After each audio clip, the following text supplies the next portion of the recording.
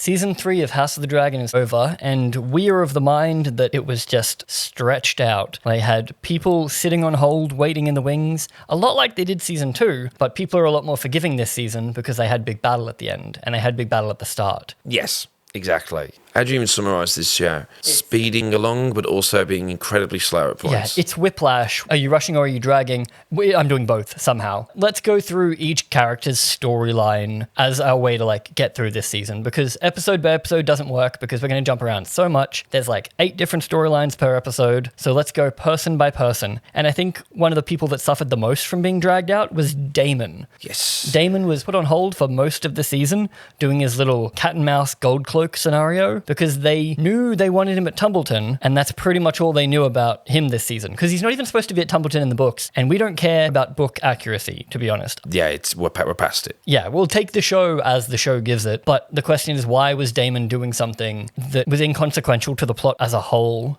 And it's because they wanted him at Tumbleton. It also, you could argue, it means that the people fighting against Rhaenyra or being annoyed at her isn't actually the genuine populace. It's a manipulation of Ormund. Yeah, so as a byproduct of them stretching his plot out, they also hurt Rhaenyra's, the main character's plot. So Daemon, throughout the season, because he's Matt Smith and he's one of the most famous people in the cast, he's attractive, people love him, he's big on TikTok. And talented. He is very talented as well, so you'd want to keep him around. He has 1 hour and 18 minutes of screen time throughout an 8-hour season. And when you compare that to the equivalent numbers, which would be your Tyrions, your Jon Snows. Tyrion in all of season 1 gets 53 minutes. And that is 10 episodes, Yes. all an hour.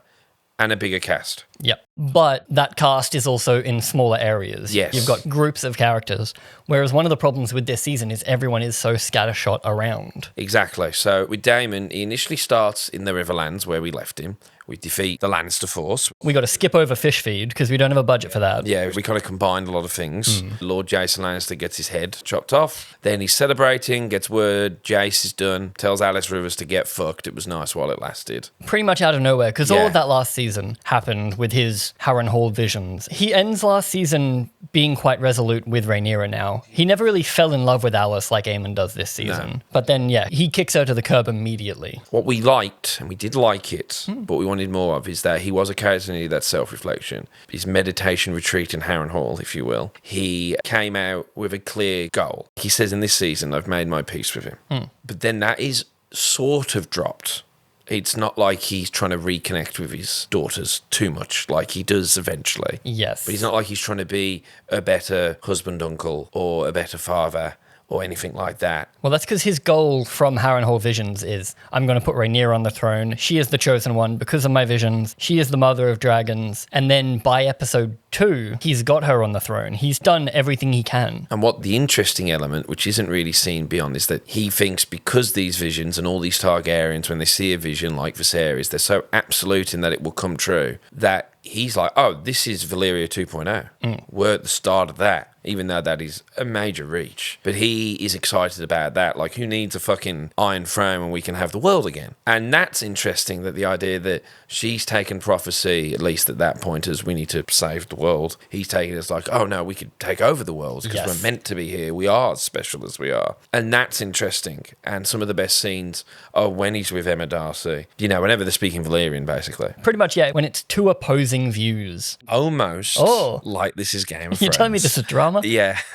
It is pretty much like their true character comes out when they're speaking Valyrian with each other. Yes. It is interesting that that seems to be the case, that that's when they get across their stuff. A lot of what takes up his time, well, there's like a few plots going on. There's the personal stuff with Rhaena as my daughter. Oh no. There's the devil on the shoulder with Rhaenyra and Mysaria, which is also there. And then there is seriously a 2-episode portion of his time committed to King's Landing because the Gold Cloaks are being attacked. And Because they're of being Ormund. underpaid. Yeah. And it results in a feast for traitors. We were even going, oh, was that an inside job? Some of the Gold Cloaks weren't in on it. And we were going, how did they get into like an armed barracks, do that and walk out and no one noticed? And what will this change for the plot at large? Yeah. Nothing. Nothing. He kills the leader of them the next episode, And that man he kills says, "You can't stop us. There's too many of us. We never see anyone again." So there's obviously not too many of them. It's presented like a mystery, but the audience knows like 80% of it. So we know Ormond's doing this. Yes. We know why Ormond's doing it. So it's not like when Daemon finally gets to the bottom of it, it's like, it's Ormond or it's Mazzaria because she wants to like have Daemon be on the off foot or something. That could be interesting. Because the Gold Cloaks can't get the poor people's money if they're all dead. Yeah, exactly. Because at the moment, him and Mazzaria are just kind of like snide comments whenever either one of them pass. In episode 2, they do have an actual section where they kind of fight for Rhaenyra's heart, where they're sitting on the stone steps. Yeah, and it's like in the wide. Yeah. And it's on Dragonstone, right? Yes. Before they fly off. That's before they It even feels like leave. the only time those two are ever actually like anything. That's their only proper discussion, their proper discourse, because the rest of it is when he brings the skull of the farmer. Whose head is that? That's literally their only other discussion, apart from snide comments in council meetings. What reason does she have to be suspicious of him coming and going? But yeah, whatever. It also doesn't feel like they're ex-lovers, even though they are. The book had to be like, or maybe they were all in like some kind of throuple, potentially. They don't do that. It's not fucking like the summer I turned pretty, the summer I became the queen. Which one's you going to go for? Do I go for my hot uncle or my hot problematic accent friend? Like, you know, the only whisper she does is in my ear. Like, you know. That's the thing. They don't do anything consequential with Daemon except when he's in the battles, because he does have the fish feed battle and then he has the Tumbleton battle. But sandwiched in the middle of it all, he meets back up with Rhaena, because when he's in the Vale to collect gold, Caraxes is like, "Hey, I smell something weird. Let's go find out what it is. Oh, it's your daughter and her new dragon." And then he suddenly notices her for one. Like, he's never looked at his children twice because they cut that one scene in season 1. Any scenes with them interact, particularly the adult versions. Oh, no, I don't even think the adult versions at all, to be Remember, you honest. just straight up walk past Baela in season 2 and she's like, "Father?" Especially after the dead husband. And that's the weird thing, because after Harrenhal visions, you would assume that maybe you would try to regroup with his daughters and he'd be like, "Oh, one of my daughters got sent away. At least I have Baela." But he doesn't talk to Baela at all. And then when he finally discovers Rhaena is a thing, he suddenly becomes obsessed with her. And the reason that happens is because in the book, she has been combined with a character called Nettles. Yes. But she also doesn't serve the same purpose that Nettles does. The Nettles in the book, It's a non-Valyrian who got a dragon. yeah, which destroys his entire worldview. Because even this season, he's like, "Oh, we should be the kings. You are the blood of old Valyria, yada yada. We can take over the world. Because we have dragons. We are basically gods." That's his whole thing. And then he meets a girl that isn't that. And she got a dragon through like the basic trusting. Like, Yeah, through Hiccup. exactly. Like, she fed it and then like kind of broke it in. Like, so it took away the whole blood of old Valyria. It's meant to be us. And then like you add in the romantic aspect that may or may not have happened depending on the writer. Yeah. That changes everything about him, because like, sure, you could have reinforcement of Harrenhal being like, "Oh, we are gods. Like, my queen wife is going to be the mother of dragons. Wait a minute, this new other poor person is also in charge of a dragon." Yeah. It feels like there's a lot more than what they do here, which is literally, "Oh, you're my daughter. I suddenly love you. We can run away together. We can be friends." But he gives all those options. And to us, not that we're these special, but it just felt like she went, no, I must atone. Yes. And then 2 episodes later, she's like, no, I must chase Vhagar, and hopefully by defeating Vhagar and Aemond, I can buy my affections back with Rhaenyra, which to us, and in our opinion, what the show presents, this Rhaenyra would forgive. Yes. And she doesn't directly forgive in the show, but she doesn't kill her. She literally gives her a bath, gives her whole old room back. Puts her back in the Red Keep. She's chill. And then she disappears off the screen. Like, it's not that Rhaenyra is done with her, it's that the show is done with her, because then she gets paused. And it felt like when he went back and found her again, it just felt like everything he was saying he could have said the first time, but they couldn't have that beat happen yet of him going, "Come back to the Red Keep." Because you need your big dragon fight in the middle of the season. Yeah, which was probably was my least favourite, because it just felt like a nothing. It was pretty cool for me. I was still a little lizard Ignoring brain. the Adam teleport thing. Yeah, that's the thing. That broke me so hard. Just watching little Adam go. It felt so cheap for a show like this. I lost my shit. It was so funny. And that pulled me out of the dragon. But then luckily, Caraxes used his cool mech, and I was like, all right, I'm back in. But that cool dragon fight literally doesn't change the plot at all. It all happens using teleportation in that one episode, because Rhaena doesn't move for like the first time ever. She's like stays in one spot long enough for Daemon to come all the way over there. And then also Rhaenyra and Adam to also come all the way over there. Like, the whole plot of the season is we can't find Vhagar anywhere. And then suddenly we can find Sheepstealer super easily. What I would suggest, then I know it's easier armchair here, surely it's Daemon and Baela go out seeking. Baela goes to her dad. I know this is stupid, but I'm pretty sure it was Rhaena on the dragon. Let's say she just saw her, and both them go out. So in finding Rhaena, Baela and Daemon have a connection.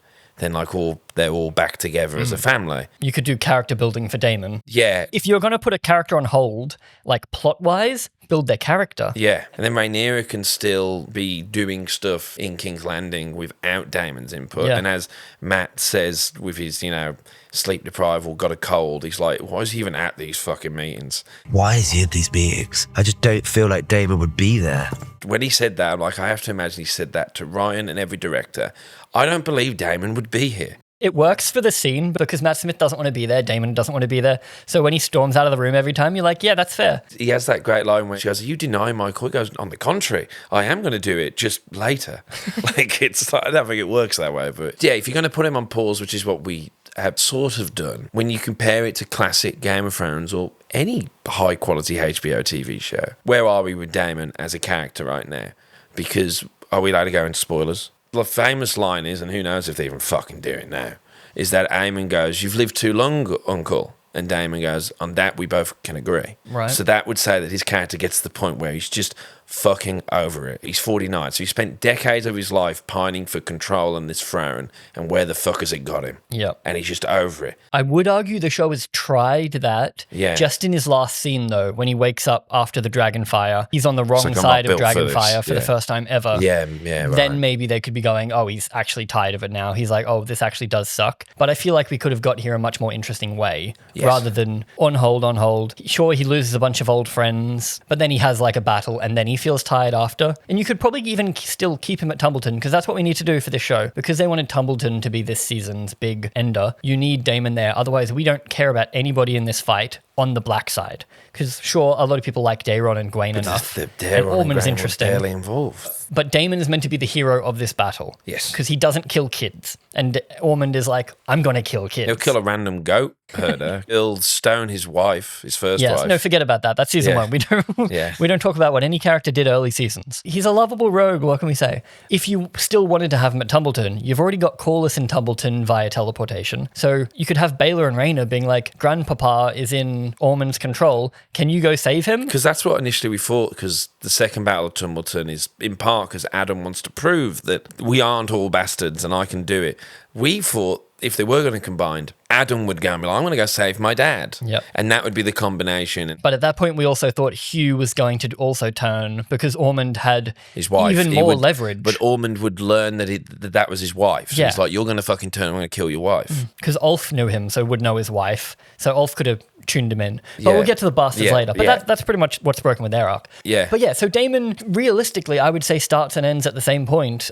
We often criticise that those after the episode inside things where Ryan and co effectively explain or almost describe a separate show sometimes. Like, I didn't get that at all. One could note that Daemon is at his most comfortable when he's like in his armour. So when he's with the Gold Cloaks and he understands that type of language. Go here, kill that person. So when he's at war, things make sense to him. He likes a purpose. Yes. You give a man a shovel and you say dig a hole. Yeah. We're very happy. So then if you want to have it be that Tumbleton's the first time, as you just said, he's been on the arse end of it. So then it's like that, his happy place, if you will, or the thing that makes the most sense to him is now not anymore. He's not good at it as well. Yeah, like the thing that he took pride John in. Roxton rocked his shit. Yeah, exactly. I mean, what now? He's going to have like a Rocky Free montage? Like, there is no tomorrow. He's really depressed now. He keeps having flashbacks. He's looking in the mirror. Flashbacks to John Roxton pushing him in the eye, and he's like, no. He wakes up with nightmares. And he got that eye of the dragon. But that's what happens with Daemon. Like, that's everything we can say about Daemon. I honestly wouldn't put it past him if he has a kind of rematch with Roxton and Rox's shit. Oh, Would we have not to, put it right? past them. I think everybody enjoyed the arc of Aegon the most.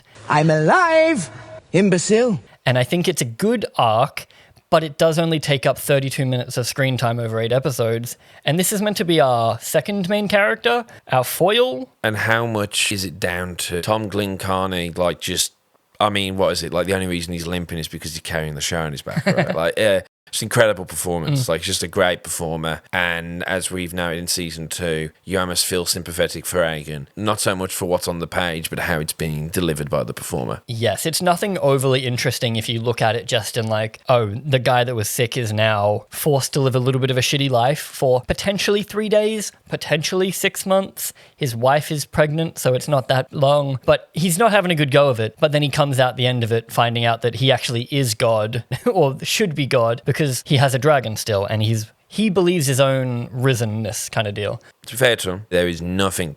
What we have is Aegon disappears with Clubfoot, and we don't see him until the very back end again. There is some stuff going on with Sunfire, but there's nothing like, here's where Aegon is. Yeah, so this is completely stuff that they decided to make up. Which is fine, because I guess you would go, well, hang on, how did he get where he needed to get? My main problem with him is the way he's distributed in like 10-minute segments throughout each episode. Yes, particularly the one episode where it's just them burying the body. It's literally one scene to remind us he's there. Yeah. I think we as viewers are smart enough to remember that he exists. And you also could have gone into like a deeper level of his psyche or more into him. If you really cared and you wanted to go into more of him, you have the time. Yeah, and like the idea that an attempt at mirroring him and Aemond, like Aemond's in Harrenhal, which we'll get to, and he's now here at Rook's Rest, the place where it all went wrong for him, where he got fucked, his cock burst, everything, he lost his dragon, so he's here in like the grave of his legacy. Don't really go into that. He has like one day where he's doing labour. We don't see him do the labour. The reason he goes to Rook's Rest is because his dragon's there, but not from him. He doesn't go there because of that. The reason he goes there is he thinks Cole is there, and Cole is going to rise him back up to glory. Yes. Because of the actor's choice, seemingly, in that one episode where he gets told to kneel for Rhaenyra, and he says, actually, no, fuck that. Yeah, which then gets paid off when he's forced to kneel to kiss shit. It's meant to be Aegon really at the bottom. Probably the best scene, particularly from Clubfoot, is when Clubfoot's just honest with him. And he has that great rant where he like hits the thing and goes, oh, poor darling Aemond and his scabby little eye. And oh no, he's killed me. And I thought, that's great. And then obviously Clubfoot goes, you only ever whinge. Fucking wake up. But then it's just, he discovers that he is and he stabs him. And he goes, Gregor, is it? He goes, I prefer your grace. Then the next scene's them burying him with Tyland. And then he decides, because Tyland can't really be honest with him about am I a good man or not, which is just continuing the whinging thing from Clubfoot. And then we're just there. Unfortunately, you're right. It's that there is something good in there from the actor, but the actual, like, the story it's being told, like I was trying, when we were reviewing the episodes, you would say the equivalent, when you look at Reek, like as Theon, or Arya when she's having to be the cupbearer at Harrenhal. Yeah. And like Harrenhal has some great stuff with Tyrion, so again, the political stuff. We're seeing a bit more of Tyrion, faceless men, she's trying to escape. It's just really well written scene. Some of the best original stuff from the Game of Thrones series. And then obviously with Reek, where he's also a deformed, beaten down version and no longer the proud lord who started it. It's that, well, we've had time with Theon by this point. We've seen Theon at his absolute worst. We've seen him get tortured. And now here he is. I'm having to like witness that, and it like makes us hate Ramsay more, and we're looking forward to that come up. And so with Aegon, a character who they haven't given us much to really relate to, because they decided back in season 1 that we were going to start and focus on Rhaenyra the whole time. Like that season very rarely cuts away. It's such a Rhaenyra show that it's almost weird now in season 3 we're in this kind of quasi Game of Thrones 8 different perspectives, when season 1 was so just but no one's Rhaenyra. likable. No one's likable. You think, God, maybe they should have just kept it as the Rhaenyra show. Because Aegon has only ever been presented in those early episodes as when he was Tie Tenant, as rapey drunk teen to then rapey drunk 20-something. And then actually, because the crowd likes me and I finally get some validation, I want to be a good king. And it feels like they only did that because he was 2 weeks from retirement. It's like, oh, we're going to hurt him in Rook's Rest, so we actually want to make him likable suddenly. Oh, I would say the only reason he's likable is because he's performed well, because there's nothing on the page in both, as I've said, in both his plot and actually what he's saying, that is that sympathetic. Yeah. But even Jaime Lannister would be another one. Like the once proud, lost his hand, is now being treated like shit. But Jaime, who's like in the book, as in the show, but in the book, he's one of my favourite POVs because he's just a great character. He's so interesting, Jaime, as a character. In season 1, Jaime got less than Aegon does this season. And so many additional scenes, like when he's with Robert and he goes, he's been saying the same thing, he's been saying for hours, burn them all. That additional stuff is great. Just one good scene. Yeah, one good scene makes you go, oh, there's more. It sets him up even better because you go, oh, there's more to him than because we everyone's think. been calling him Kingslayer. Yeah. Maybe it's just me, but I view Aegon's arc as he hasn't grown as a person. He just becomes resolute in the fact that he should be king now. And revenge-driven almost. Yeah, to someone that he's never spoken a word to. Because the show has a problem with characters dying and then we never think about it again. Jaehaerys, his son who died, he's not mentioned, is he? Aegon does not go, that bitch queen who killed my son. It would be a good reason to go after Instead, he's her. more stressed about Aemond betraying him. Yeah, that's what his whole complaint arc is. It's that my brother killed me. It's never against Rhaenyra. Bitch sister who killed my son. And this is just all the problem with the setup because those two have never spoken to each other. They've been in one scene together. Again, I have no problem with Aegon's arc as a whole. It's just the way it's splayed out over 8 episodes to give him half an hour. Like, that is so little per episode when you actually have a proper journey to go on with this character. And he is meant to be like the second lead. Would it have even been better so where for episodes you were going, the big question, like Rhaenyra was going, is where the fuck is Aegon? And we never cut to him. We never. And then you have an equivalent mirrored episode with Rhaenyra, who's at the height of it, organising it. Yeah. He's at Rook's Rest, and now he's the arse end of it. Go get fucking Gregor to clean up this shit, and it's fucking And then it's Aegon. a reveal. And then we're then going to be with Aegon for 40, 50 minutes, and it's mirroring in that here's what it's like on the arse end, and it's him realising through that, I don't know, like maybe, I did have it easy. And even though I've got a bit of a limp, it's better to be a rich cripple than not. And that whole thing can echo. He can learn from Laris the whole time. Yeah, exactly. Because Laris always has a club foot. He's like, I find, Your Grace, it's best to stretch the foot out. Or, whatever. My point being is instead of having it be splayed across, just do that. Just do that. But why didn't we think to do that? Yeah. As much as we're going to slag off Rhaenyra, the best episode of this season was episode 3. I still think so, yeah. Yeah, I think Aegon, it's good. Obviously, that scene at the end where he gets his mojo back and gets the dragon. But how much better could it be if we actually gave a shit about this guy? It's also weird that after that scene where he gets Sunfire back, we cut and then we don't see him again until Tumbleton when he rocks up in the intro just to say hello to Aemond. I guess he knew Aemond would be at Harrenhal because of the meeting in season 2 where Aemond was like, we're going to go to Harrenhal. You see, everyone seems to know that Aemond is at Harrenhal, except the people that go to Harrenhal to kill Aemond. Like, literally. Cole knew he was there at least. Yeah, Alicent rocks up there and finds him immediately. Cole couldn't manage it. Aegon rocks up, finds him immediately, but Cole had run of the castle, didn't bother to check every room. All the assassins that come, they have to scale the back wall, and they still can't manage to kill him. Whereas, mum and brother just rock up and immediately say hello.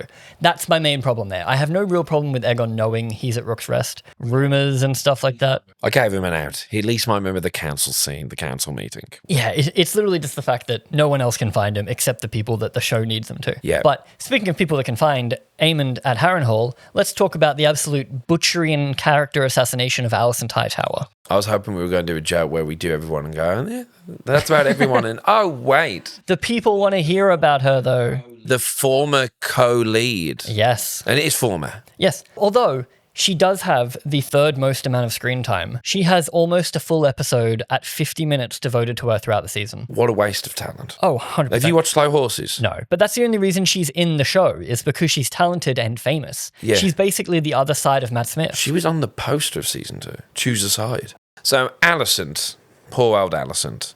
Once again, if we try and say ignoring the books, Alicent of season 1. The Alicent who took the fucking Valyrian steel knife and was like, where is duty? Where is this? The fiery stepmother. Because she was betrayed by Rhaenyra. Season 1, they had a reason to hate each other. She had broken the vows. Like, because of her religiousness, they were at odds. Which isn't really set up enough that the Hightowers are that religious, but she let her close friend in on her faith and then she spat on them. Yeah. Which was good. I liked that. Season 1 is the strongest season. The first 5 episodes, Okay. I might even say before the time skip, although The last of The Vizzy, the yeah. Viserys. Yeah, that's great. But she is unrecognizable this season because if you were to give Alicent Hightower one trait, it would be loves her family more than anything. And this season, she tries to kill both of them and then leads the other one to kill herself.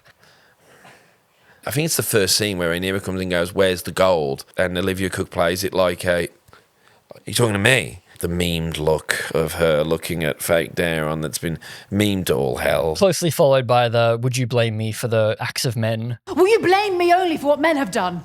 Even though she was on the council plotting to take over the throne. Oh, she wasn't plotting. She was just earnestly running the country, wanting her son to be king. And it just so happened the whole council was secretly plotting it without her knowing. What the fact is they her- wrote that, Yeah. that she was in charge for 10 years and didn't pick up on, as we joked at the time, that like they all just kept their balls plugged in and she never fought. It's funny how I always leave and you guys have a cheeky cigar, I guess. And then this season, her entire inclusion in the season revolves around the fact that she did run the shop for 10 years because Rhaenyra needs her advice constantly. And this Rhaenyra has been less at the Red Keep than the book version.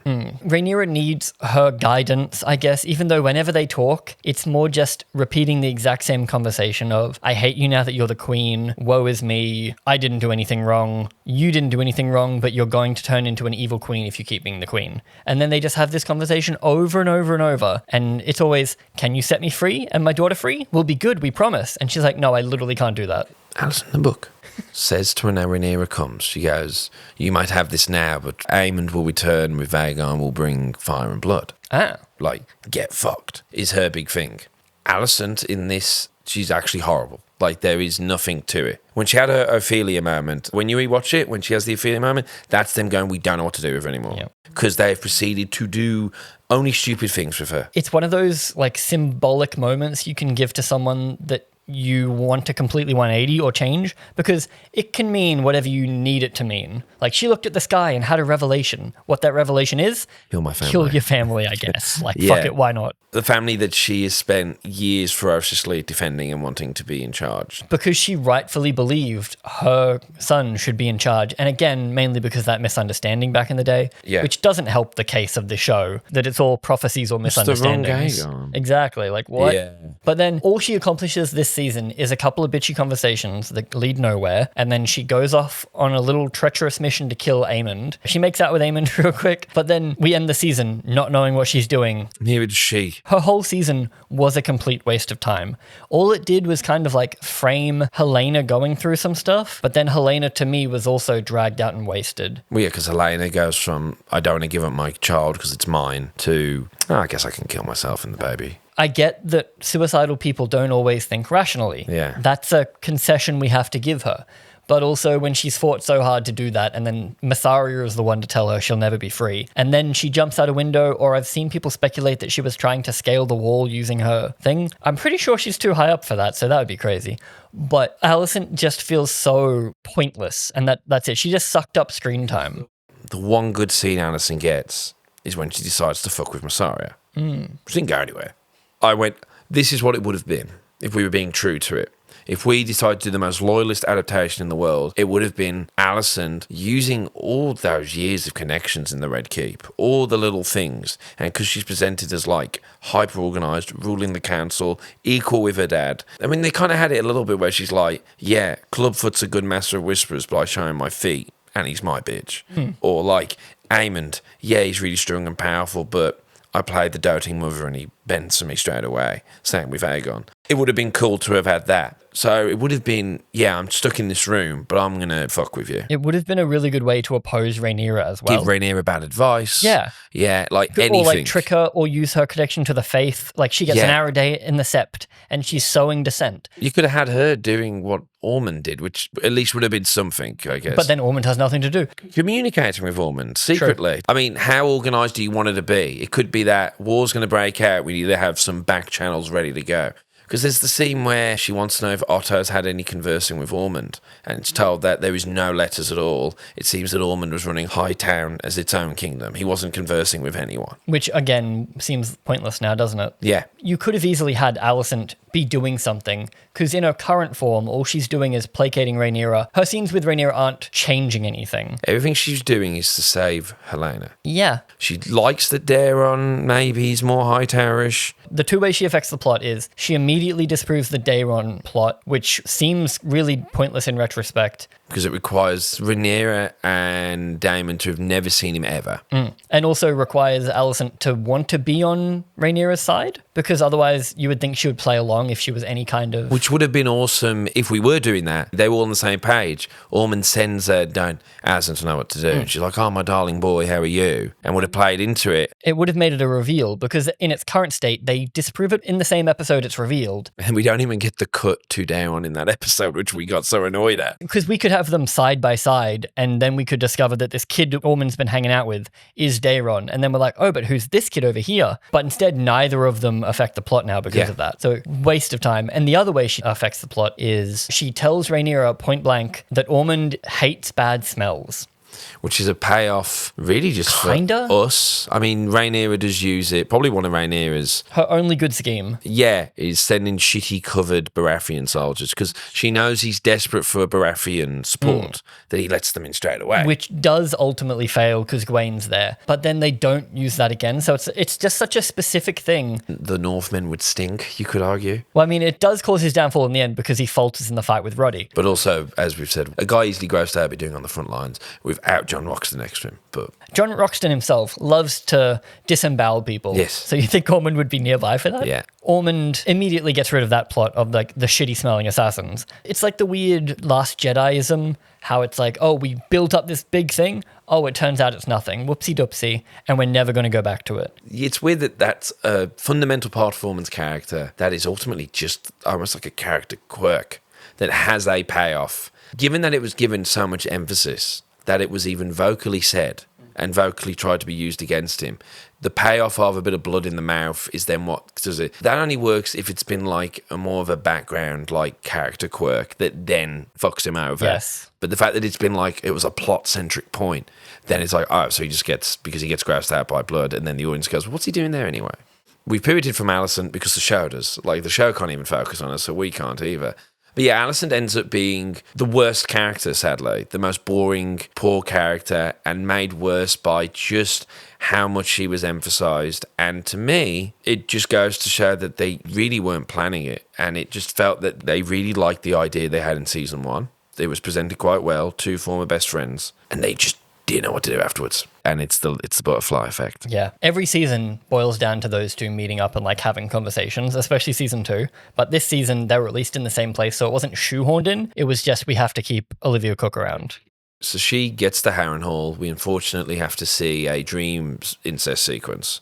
But then she's there straight after. There's then a kind of love triangle. Love triangle between Aemond, Alice, and Alicent. If they are going to say that in an official behind-the-scenes thing that's going to be presented to everyone, they can't just have flippant, Danny kind of forgot that the Greyjoy fleet existed type comments. You can't just say that. You are officially speaking on this episode. Yeah. You need to have some bullet points. So for you to say something as asinine as the sort of love triangle, you know what we mean, right? It's like, no, don't say that phrase. And it also doesn't matter. It also doesn't go anywhere. Because Aemond is immediately healed. Aegon and Aemond aren't going to be like, hey, our mum tried to kill us, let's go kill her. Like, that's just not what we're going to be doing. So the fact that Aemond is humbled, he was already humbled by the visions. Being poisoned by his mother doesn't change his trajectory or anything. Just pauses him a little bit more. It gives him an extra day at Harrenhal. Yeah, so Aegon can catch up with him. Because I guess if we didn't do that, all Aemond is doing is hanging out at Harrenhal. But how is that going to affect him?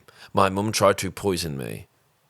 Is that going to affect him? I mean, he might like her less. No, but then he falls straight into the arms of Alice Rivers. So I guess that's what it is, that mum doing that has made him go all the way to Alice. I guess, but she already had him in the palm of her hands. Like, he was already pretty much ready to submit before he was poisoned. But this completely covers it. It's very strange. Yeah, Aemond is so paused because in the book, yada yada, book accuracy, sure, whatever. He celebrates at Harrenhal for a bit. Yeah, and then he goes and burns the shit out of the Riverlands because we need to keep Daemon and Nettles busy. Because they're looking for him, right? So that's at least covering 2 arcs. What's Aemond doing? burning the Riverlands. What's Daemon and Nettles doing? Chasing him. And maybe falling in love. Yeah, or like maybe not chasing him as hard as they should be. Yeah. So that takes care of those characters, and then you can have Daemon doing all of his introspection character stuff. I don't know what you would get with Aemond from burning the Riverlands, so I get why they might have pulled him away from that, because if it is just constant scenes of him burning the Riverlands... Makes him look just maddeningly evil. Yeah. So I get why we got rid of that. Because it is, you could say that's a genuine criticism of George, where it's like, maybe George was like, I don't know what to do with him. Well, I think the main problem is that we've stretched this to 4 seasons to begin with. Because that was just one episode of him going, fuck you guys. Yeah. And then, yeah. We could have everything That's pushed probably it way too. closer together. Yeah. Because, yes, Aemond has an end point. We don't want to get to that yet. So we have to push it down the road, which means we need to do stuff with him. We need posters. So now we need to make up stuff for him to do. Whereas that leaves him with the option of you don't show him and he's just off screen. It's fine. Completely fine. And have one good flashback sequence or whatever. Because the benefit of that is that you actually get time for other characters. Because that's what we're limited on here. We're limited on time. We have 8 episodes. Honestly, just do it. Just have it be he's injured and recovering, having visions, and we all go, oh, we all know what he's going through because we just saw Daemon go through. Yeah. And you give him one flashback, one episode or something. Well, yeah, I can't believe they didn't do a dream sequence where he wakes up and he has both his eyes. And maybe they get Ty Tennant back going, why not? You could do some interesting stuff, surely. Harrenhal set is visually awesome. So just fucking put Ty Tennant in there and have it be a dream sequence. And make it rain. Yeah, because you it get does the look goat cool. in there. Oh, yeah, it's the best set Game of Thrones has ever done. I think it's awesome. It's exactly what Harrenhal should look like. And yeah, I guess we should say that. Obviously, acting, production is always fucking A+. Yeah. It should go without saying. The only but person we'll I have say a it. problem with is Mysaria, and that's just because either the actress or the directors made a choice about her accent that I think makes her sound It's got ridiculous. to change again.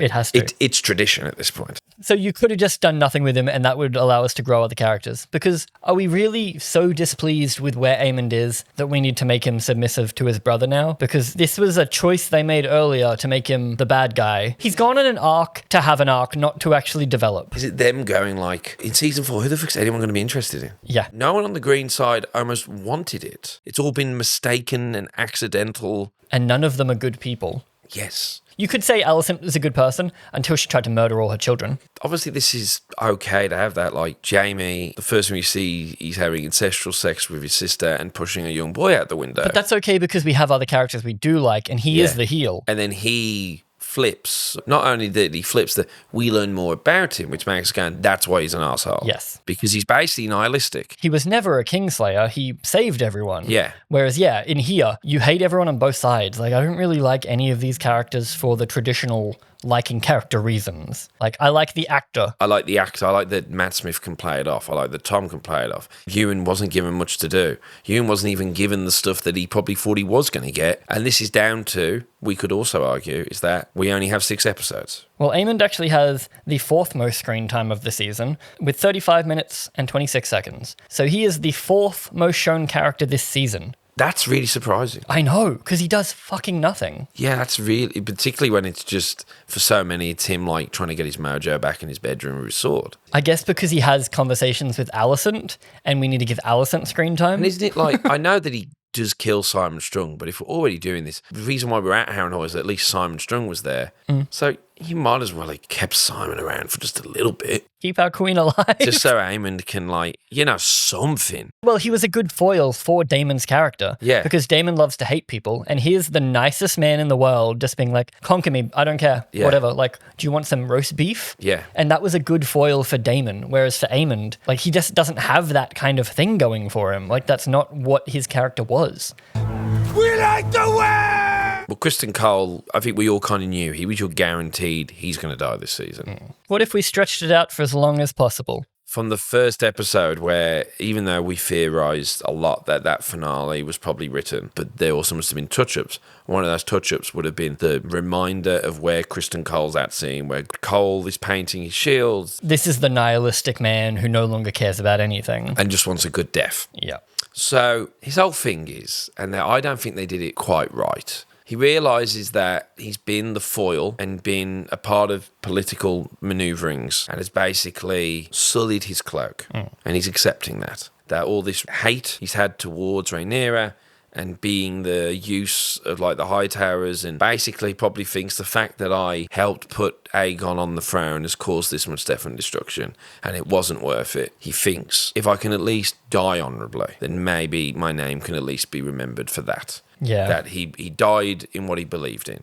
So he has the slow, sad march to Harrenhal with the plan being hopefully to meet up with Aemond. You can't find Aemond and the dragon's not there. So he opts with Grain to go guerrilla tactic mode.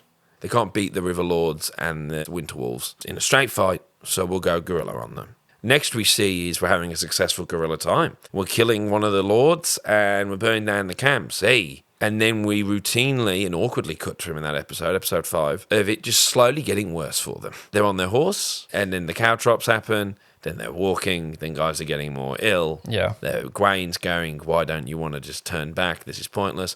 You want to die, of course. Cole annoyed me this season for the main fact of I like the idea that he realizes that dragons ruin war and that everything will suck and he's no longer the knightly knight that he thought of himself. And he wants to do the guerrilla stuff because that at least makes sense to him. But if he wants an honourable death, the guerrilla tactics don't make sense to me, and the only reason they seemingly happened was to delay the Rivermen and the Starks from getting to Tumbleton. Which doesn't really matter, because I think there's like, we would have been here 2 weeks early if it wasn't for... Legitimately, it boils down to that line. If it weren't for Cole, we'd have been here a fortnight ago. It's like in every movie where someone walks in and they go, you're late. What the fuck does that change? Obviously, you're still here, they're still here. There's no consequences to that apart from the fact that it happens later. Because what does Ormund do with his extra time? Fucking nothing. He sends John Roxton to teleport across the planet to go kidnap Corlys. That's the only thing that happens.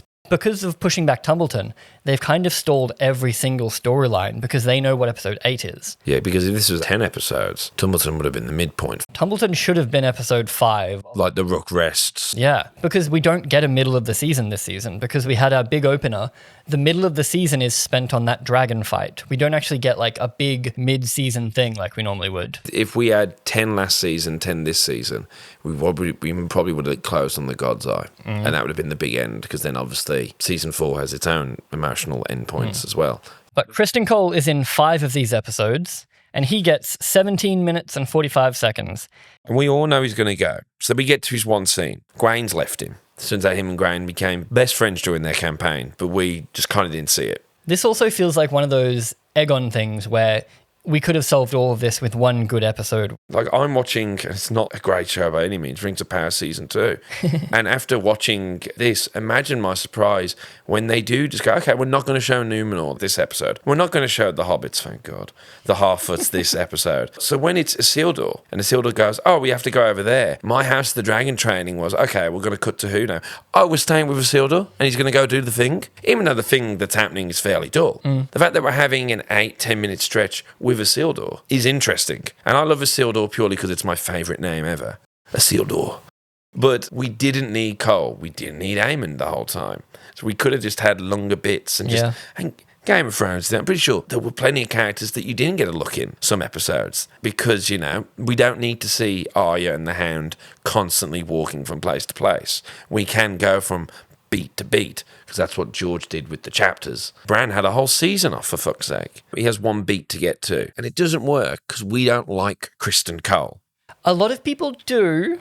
I don't know why. But he's not a Jaime Lannister. He was nice at first. He then has a somewhat consensual...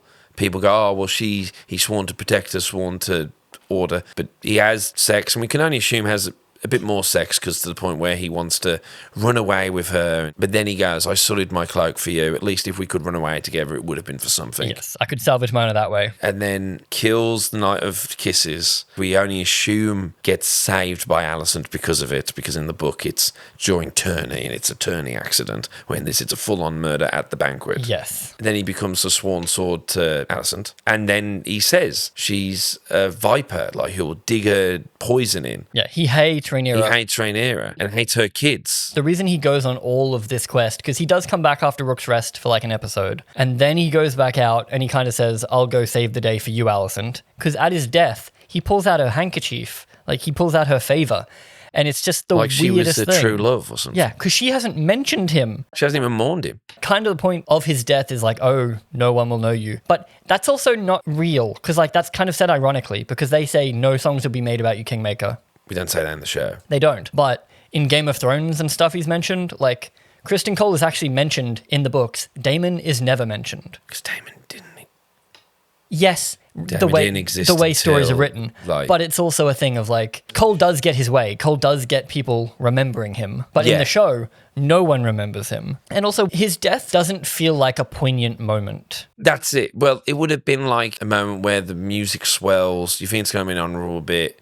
The equivalent of when Jon in season 6, Battle of the Bastards, the music swells, honourable moment where it looks like he's going to at least take on the horses, but then his horses come in and the music stops. Or in the extended cut of Watchmen, where Hollis Mason is fighting the baddies and it's like flashing back to when he was young, and the music plays and then it just cuts hard to him getting smacked on the head, no music. I feel like the way it comes across in the show is more of a, haha, look, we killed this loser. Like, no songs for you, loser, because Roddy is the cool guy, Black Allie is the cool chick. Oscar, who's like, I don't have enough bones. Yeah, they give all the cool lines to the black team so that the green loser can get killed. And I'm like, that makes it not a poignant moment for me, at least. I just feel like it didn't accomplish anything in the season, especially because, again, no one talks about him. All he did was delay the plot. And the fact that that moment is positioned at the start of an episode. So it's not like we went on this odyssey with him for one episode or 20, 30 minutes that ends with this. Yeah. I feel like that would have been a good subversion. Yeah, the lads don't get home. Yeah. If we had time that we actually knew some of these guys he's with, characters he was with for a while through season 2 and season 3. So all these arcs or emotional beats or good scenes all comes down to simply just dying in the mud because you had nothing else to do. We really needed a proper build-up, not 17 minutes over 6 episodes. Yeah.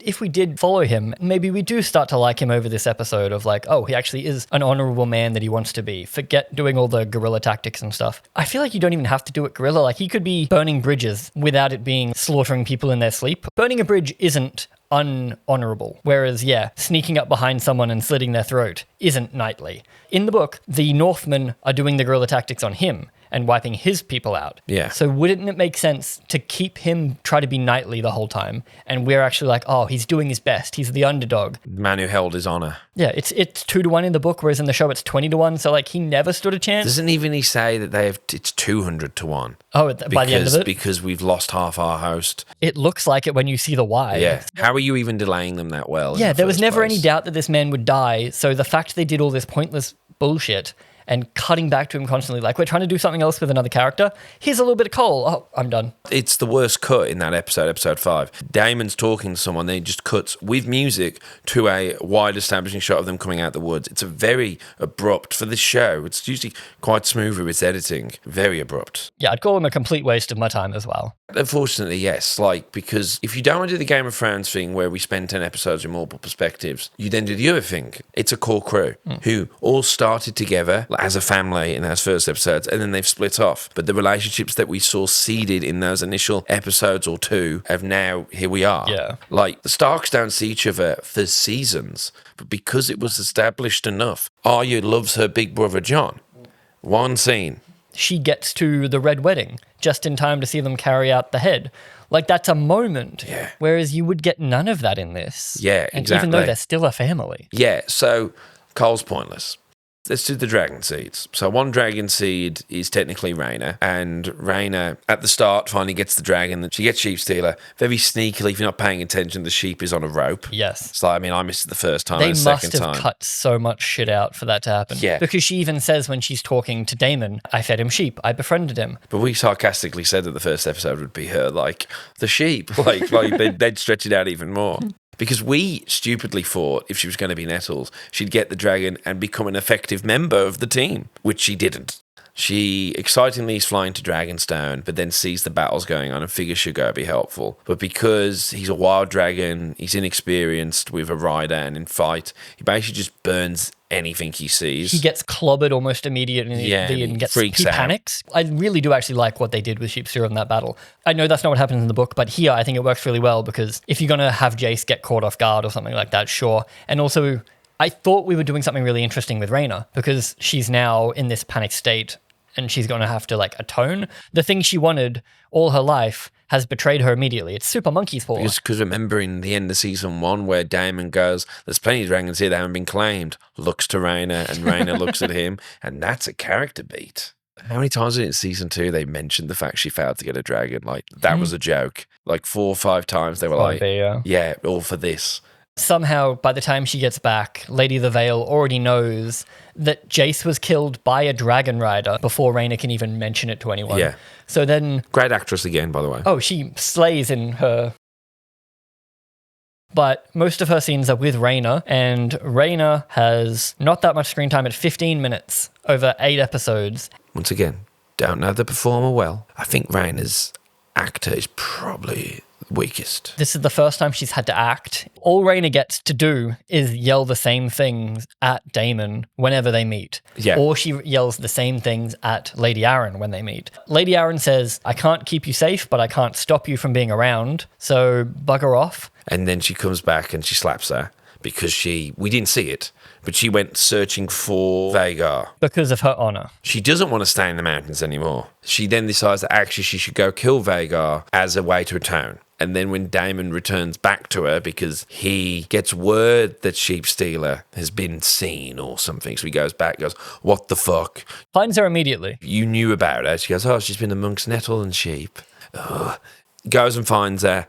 It's like, hey, I didn't have a dragon once too. Yeah, that would have been cool. New information. That's the thing. If you had them hanging out in the mountains together for more than 2 scenes, we could have had this, and it could have been like, oh, he always somewhat liked Rhaena more because reminded of himself, but because they've never had a fucking scene together, we wouldn't know this. There's so many opportunities. This is missed opportunities this season. All these things we could have dragon seeded earlier, we just didn't. Yeah. And now it's just left with, Rhaena gets yelled at, is the reason that a bunch of dragons fight. They beat up on poor Sheep Stealer after they all teleport there. Now, it's fine because dragons. I'm not mad at teleportation when dragons are involved. And he scuttles away with Rhaena going, no. Rhaena cares, but not enough to fight properly. During the kaiju sequence, she is actually worried about getting trodden. Syrax realizes she's not about that life. Syrax realizes that she's a fraud. Utter fraud. And bails. And then just is simply brought back, has the scene, and Baela goes, I forgive you. Baela's like, I know it wasn't what you meant to happen. And Rhaenyra hasn't formally apologized, but also hasn't condemned her by any means. And Rhaenyra did save her. She got him on the dragon and flew off. She's not in the black cells. She's not in prison of any kind. She's literally just in her bedroom sulking, I guess. And I guess we just don't know. Oh, wow. Ryan Condal has said we're getting more dragons next season, so they could give her mourning. That would be so dumb at this point, to give her mourning. I don't think this combined character of Rhaena and Nettles can fulfill either of their roles. Because one thing that I saw about Rhaena that was interesting in the book is that she doesn't have a dragon forever, but she doesn't feel like less of a person. She's still a powerful princess in her own way. Politically, motivating, stuff like that. Yeah, so she does badass queen shit without actually being a dragon rider. They can't fulfill either the role of Rhaena or Nettles, so Rhaena is currently just sitting in bed with no goals or plans. She wants to redeem herself and her honor, and then she also maybe wants Sheep Stealer still, because the dragon bond is a thing, and she feels for the dragon and does care. And she's got 2 very eager uncles. Just pick one, mate. Let's move on to Baela then. Baela gets more screen time. Baela gets 15 more seconds than Rhaena does. So Baela obviously has the dragon fight with Jace at the start, and then she has a family moment with the fellow Valyrians where he's like, if this is victory, I don't want to see another. Good moment. Great line. Good sweet moment. They're all sitting on the beach being like, actually, we hate war. Yep. This will only go forward for Corlys. She then, after that moment, just becomes a Search for Vhagar team. That annoys me so much because, she's sent to search for Vhagar. That's fine. That's a plotty thing. We don't have her find her sister. Once her sister's back, they only have we all one predicted scene. that. We're like, oh, that makes sense. It'll be... Oh, that's what we thought. We thought Daemon and Baela would go. But she doesn't talk to her dad. She doesn't talk to her sister. She talks to her uncle. Yeah, who's got the hots for it. Who is on the trip with her. We don't need to see them. They do not matter at all. I get there may be developing Adam/her for the future, but we get multiple scenes this season in earlier episodes is this not either ground we could cover next season and again give valuable screen time to people we actually give a shit about? Yeah, when they decide to get off the dragon for whatever reason, to look at Vhagar shit. Must be shot on the same day.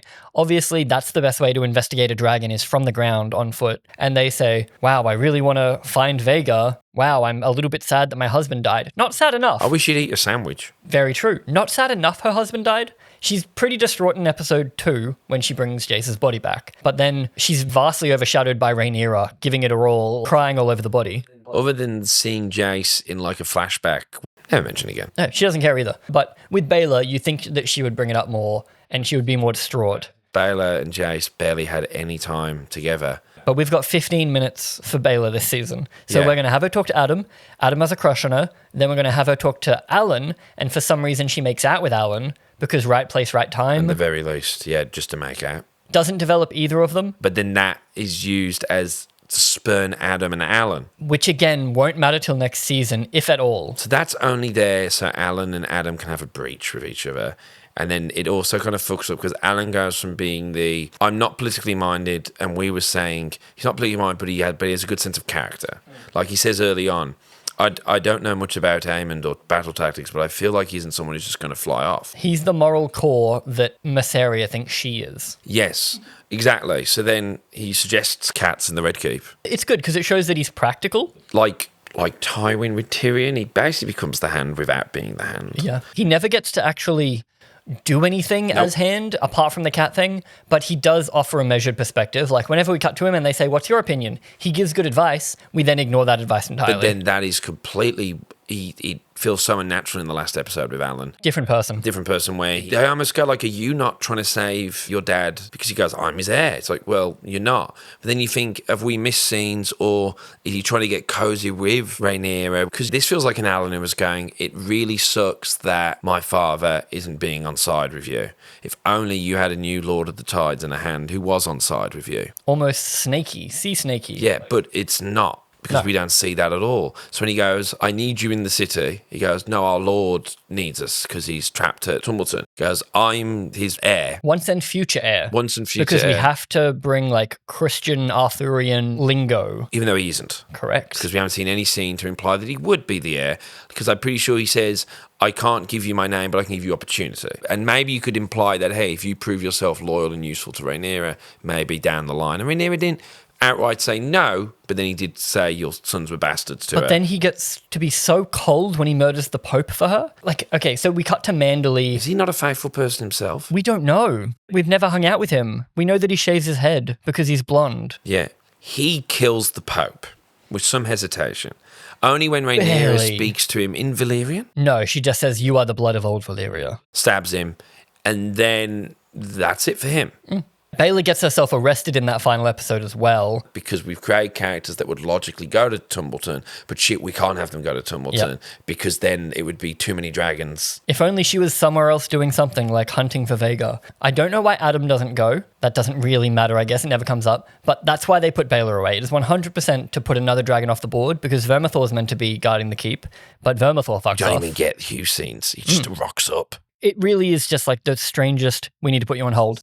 So I guess we'll finally touch on our MC, our queen, the one we're here for. If you were to guess how much screen time she had out of 8 hours of total episode time, Given that episode 3 was pretty much all her. she is boosted by that. I'll give it. So she's over an hour. She's got to be She is 1 hour and 55 minutes. nearly 2 hours. She's a quarter of the show.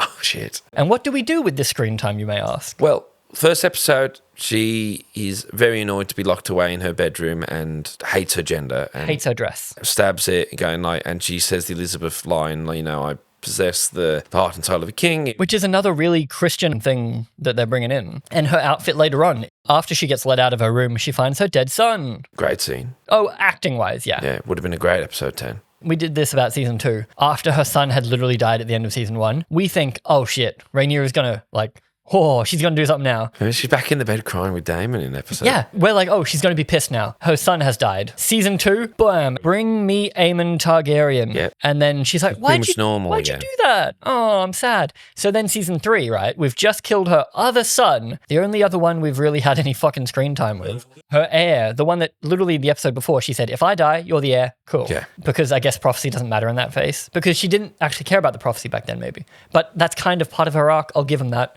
But she decides to be really upset about this, and you think this will be the turning point, but the man that locked her in her room at her son's behest and kind of caused his death-ish gets to decide his own fate. Instead of this being that first moment of her going, okay, she snapped. She gets out, she gets Syrax, Dracarys, burns, like, yeah, this is where we're going. You don't have to take her all the way there. You can have her snap in little moments. Yeah. But that's not what we're doing. After this all happens, she does, by the end of episode 2, go to King's Landing and make it Queen's Landing. She takes over.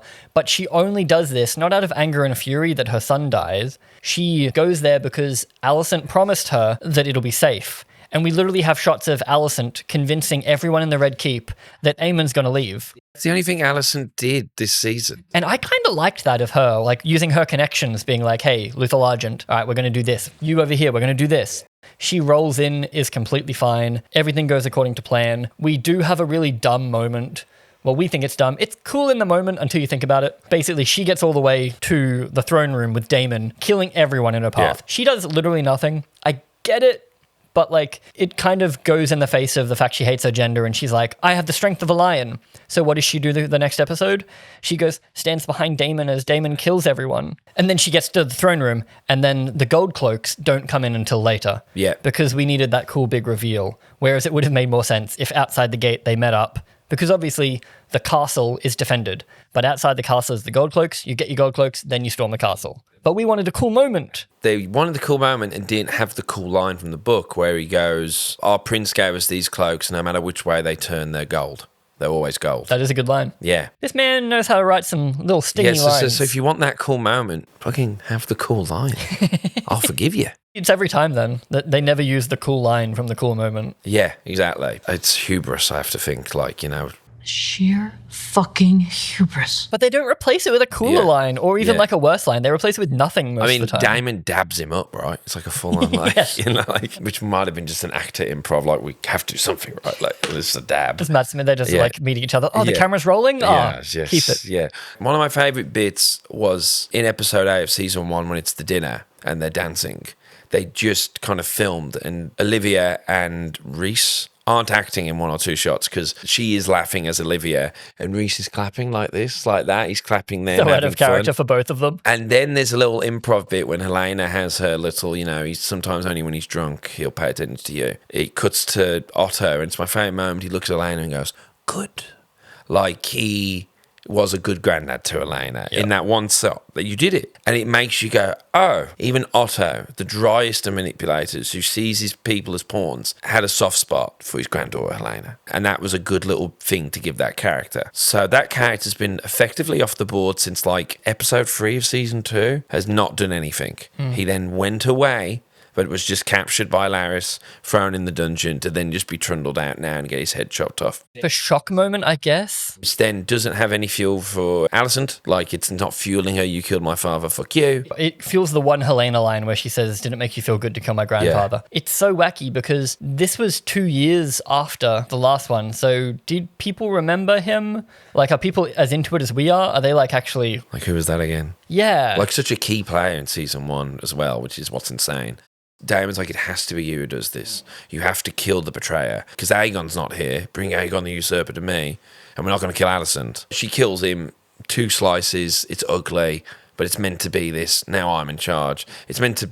She wanted it to be Aegon. I've killed the usurper. Now I sit the throne. But instead, she had to settle for his hand. But obviously, she wouldn't be able to kill Aegon. If it was Aegon, would she be able to even do it? Like, emotionally? Because she couldn't even do this one. And this was a man that she's hated for ages. So she does that. And then we get both of our favorite episodes, I think. Yeah, it's a great episode. It's focused. Episode 1 of season 3. Yeah, and it feels like a classic Game of Thrones POV. Like, because we don't get POVs in the shows because we can't. So to get it made you go, oh man, it'd be really interesting if somehow we could get this more often when they remake Game of Thrones in 20 years. It would take some good writing. Yeah, it would take, like, to have 10-minute sections. And this episode flew by for me, episode 3, because it's 100% Rhaenyra POV. It's her dealing with King's Landing. Because the point is, it's not Aragorn getting the crown on everyone being placed. It's actually ugly. It's shit. It's like the idea of getting the crown but not being the queen. That whole thing.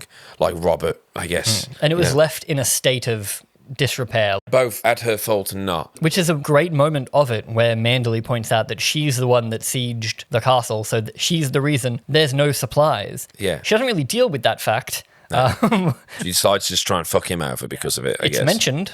Because we're trying not to bring up the book, but the first scene when she's commentating it and we see King Jaehaerys is that they even changed the history a little bit. It's between Viserys and Rhaenys, where in the book, Rhaenys has already been passed over, and it becomes about, is it Viserys? And there's even other would-be pretenders, but we have to simplify it down. The only two major ones were Viserys, the first son of the second son of the king, or is it Laenor, the grandson of the first son, but through the daughter? We preference the son. So it's saying that the male line is the preference. More pure. The show changed that up and has it be that they pass over Rhaenys then at the council. So what we're saying is this is a world that doesn't care. A man gets it. And then in that first season, we see that Rhaenys probably would have been a great leader when compared to, I just want to do my Legos and dream Viserys. You know, Viserys, obviously we all love Viserys. And they hammer home the queen that never was a lot. Yes, a lot. So the show is saying that women can do it too. It's just their gender. It sadly doesn't show, like we see in Game of Thrones, women working within the patriarchy in order to succeed, like we brought it before with the Tyrells and stuff. It's just saying, oh man, if Rhaenyra was a boy, she'd be just fine. Yeah, it's not her fault that everything's fallen apart in the show. Whereas it is, and also they don't show her doing anything ever. Because they've now made her incompetent. So instead of it being she's competent, but her being a woman leads to advances, it's now actually she's incompetent. So now the show's saying she shouldn't have been queen anyway. Forget the white stag, which we played in earnest. Yep. We in earnest gave her that moment. We wanted you to think that was true. Which is also an invention of the show. Yes. So they are earnestly doing that, along with all the other moments of season 1 and season 2, like the hero shot with the dragons, to have us go, she's the hero. We want her to win. So then to have her now be here going like, the throne spurned her. It didn't spurn Aegon. Episode 3 works really well because it's showing her day. It's showing Yes. how shit everything is and her trying to deal with it. In one good episode.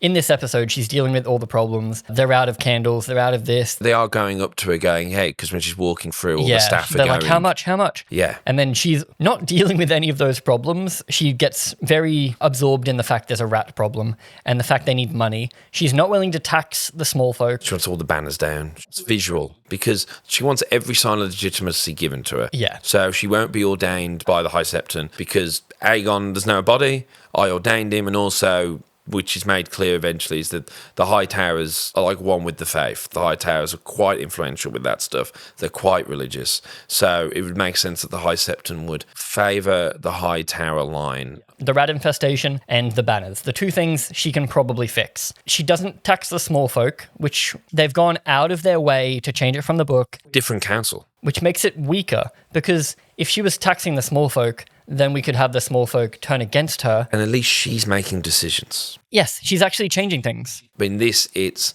every episode. It's so many moments it feels like where someone goes, we've got a problem that's happening right now. And she goes, but what about Vhagar? What would you have me do? Where is Vhagar?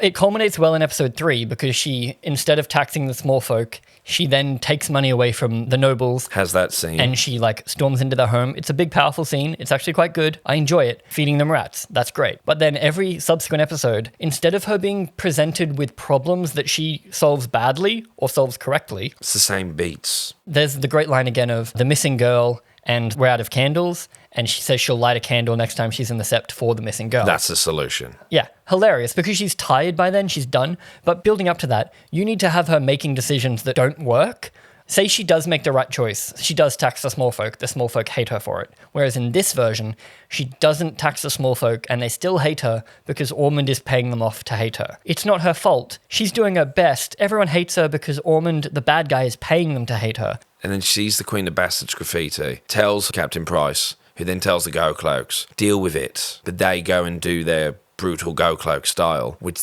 then's meant to enrage them more, but obviously Ormond's people are prodding it as well. And Daemon goes, who the fuck cares? You have 6 dragons. It doesn't matter. She's becoming more and more erratic. Our issue is that she's now decided she's actually the Princess Promise. She's Jesus. She's the chosen one. This would have been great in season 2, like we brought up back then. I've lost my son. And she even says it here now. I have to be this chosen one, so it's worth it. Yeah. That me losing 2 sons and going through all this shit is for a higher reason. They did not make that clear in season 2 for me. And their endpoint that they want is Rhaenyra the Cruel. But they're not getting there in a sensible way because they're saying, the people on the internet are saying that she's now at Rhaenyra the Cruel as of this episode because Utterly she has her unearned. big evil speech. And she shuts the window. All she did was shut a window and she killed the Pope. Killing the Pope, big deal, yes. But no one knows about that yet. And even when they do find out, she killed one guy. If she was taxing the small folk and they were all poorer than being poor, people are dying on the street. If things were actually bad and it was her fault, except even the Captain Price beating the shit out of all the small folk isn't her fault. It's just a miscommunication. The show is torn so badly between they want her to be the bad guy, but they don't want her to actually be the bad guy. Yeah, because they don't have anyone else to prop up in opposing, because no one else is interesting, really. But even if you make Aegon now the good guy, or at least the underdog guy that you want to succeed, Rhaenyra is still over here doing nothing wrong and everyone still hates her. Because the bad thing about the prophecy angle that, again, they've made up, it's true. So she is doing the right thing. It's not that she wants the throne because she wants the throne, she's a prissy little bitch, she's making mistakes, everyone hates her. She is wanting the throne to save the world. So how is she not our good guy? How is she not our queen? She's going to go about it the wrong way, but really, she's the good guy. She wants to defeat the White Walkers. Like, she's completely selfless. She doesn't want to be queen for the good life. It's actually a really hard job. She's doing this to save the world. So what? She's only ever seen her dad rule in peacetime. She's only ever grown up in peacetime. So it's the first time she's having to deal with, like, proper war within the House of Dragon since Maegor. Yeah, and she's also not good at this, but the show doesn't seem to want to agree that she's bad at this. Yeah, because you could say in the reading is that she was Daddy's little favourite. So when she finally gets the crown that she wants, it's the first time, like, it's, you know, when you've lived a sheltered little life, but turns out it's not that great. It's like Veruca Salt being told no or something, you know. It's we can't have that because we've made her our special chosen one. And I think that's the massive problem. They earnestly wanted us to think she was the chosen one, and now they're going, ha, you thought she was the chosen one? Silly. That's another thing about the prophecy. We know she's not the chosen one. Yeah. So she's doing it for the right reason, but we know Dany is the chosen one. Very weird. I know it's meant to be that she's becoming a bit unhinged. The reason why she's becoming unhinged is because, even though I don't believe it, I don't think we've seen enough of it, but we are told in the show that Rhaenyra earnestly believes she's the chosen one. So when she gets told that Aegon has risen, it completely fucks with her worldview, because she truly thought he was the usurper. So to hear that he isn't actually dead, and his dead dragon isn't dead, because unlike the book, they actually said it was dead and rotting. She blames Baela for that in this. Yeah. And Daemon also told her it was rotting. Yeah. I'm still annoyed that no one dealt with it, but that's a book plot hole already, so the show just didn't stitch that up. Yeah, the book was like, oh, at least it's going to die anyway, so let it die. Yeah, like they at least lampshaded, I guess, whereas the show is like, no, it's dead. Definitely dead every second episode. Yeah. Remember that dead dragon over there that definitely won't rise? Yeah, that definitely won't. Guys, with Aegon going, I can feel him. It's also that she needs to be the chosen one to make her two dead sons worth it. Make it feel worth it, but then that means she does a full WWE heel turn. And she puts on the armor. So we're being told that the people are firing towards the Sept because Aegon has risen. We now want to know what's up. We're being told this, we're not seeing it. So she gets there, she goes, I declare you need to do me now. He's like, no, I've told you, we can't do that. And he says to her, don't strike me down. I am the aspect of the faith here. All these people believe in the faith. But she goes in to do it anyway. She gets Alan to do it. It's not like she drags out the body. She goes out, has a big old speech where she says, I'm trying to save you lot. Let me save you. But it's so weird because she also starts, like, these people don't know about the prophecy. She starts yelling at them in Latin about a prophecy. They even cut to Manderley in a while being like, oh. Yeah. Oh, yeah. We can't tax them, but let me talk to them about Quick this. touch on Manderley. We spent the whole early season building him up as the scapegoat so that the people can kill him and it'll all be okay. Would this have been the moment, the riot? That's him, the taxing bastard. Yeah. The non-taxing But bastard. then he's not taxing them, so all she does is deflect anything about money throughout the season to the Master of Coin. Because I'm just the queen. But he can't do anything about that, so is he either deflecting it back, but also he doesn't get killed by the people. He doesn't need to exist either. It's annoying because it's not like her council start off as being like, yeah, all for you. And then as they're like, this isn't going well. And then they start going like, maybe we need to. Because Manderley's an important character post Dance of the Dragon. Whereas in this, he's played as a joke. Yeah, he's played as a joke. Like, it's weird that she didn't let him do that, but whatever. Again, it would have been an easy way to make people hate her. So she's there giving her big old speech. I'm here to save you all. I am your rightful queen. My father said so. Mazaria's there, realising that she's put a dictator in power. She's an absolute monarch, dear. She literally always was a fascist. Yeah, with half a dozen dragons in her yoke. You're telling me I put someone on the throne that already had 6 nuclear warheads? You tell me it's a bad idea that one person should be in charge of a country the size of South America? One person should say what happens in those countries? Yeah. And now you're realising this was probably a bad idea. The Master of Whispers, mind you. Yeah. The person that couldn't even find out Ormund was supplanting her rule. The small folk are meant to be her people, but she doesn't know what they're doing. The Gold Cloak plot could have just been hers. She spent 10 years building her own network and then inherited the Red Keep network. But super easy fix. Just make her have to work with Daemon to solve the Gold Cloak mystery. And then you've got 2 characters that hate each other having to work together to help out the person that they both love. And she makes out with both of them. And then She's you're like, fucking with both of them. if you want to do a love triangle, do a love triangle. Yeah, Fuck exactly. it. Again, it's missed opportunities. Why not do the more interesting option? When instead they were like, what if she just occasionally says "da people" and then stops her being hated? I think we all agree that any minute on Mazzari is a wasted one. Would you like to know how many minutes? It's 17, 15. It is 21 minutes 33. It's 21 minutes and 33 seconds wasted. Yeah. Anyone else would have been better served. Anyone, literally anyone. Adam would have been better served with those minutes. You want a moral compass? Give it to Alan. Remember she spends a whole episode going, what's that moon tea about? Which doesn't go anywhere because Alicent drinks the moon tea, feels sick, and then she stops them from doing their escape plot. Because we forgot to say, that's what Alicent spends half her season doing. Escaping, getting caught, escaping, getting caught, escaping, getting caught, then getting sent to go do murder. What is it? She's little fingers without the fingers? Because she's the shepherd? No, because that's how inept she is. Yeah, although she does love a finger. Oh, yeah. Very good. Can you imagine if Varys was in this show? He'd get it all done in half an episode. He'd be the king. Yeah, He'd be like, I've killed Ormond. Yeah, it's all done. I did it. I got my little birds into Tumbleton. She doesn't even get spies into Tumbleton. No. Something that Varys would do immediately. She has spies that can't even figure out Helena's pregnant because her spy watches Orwyle and is like, why'd Orwyle go in her room? Then she goes herself and says, tell me why. Yeah.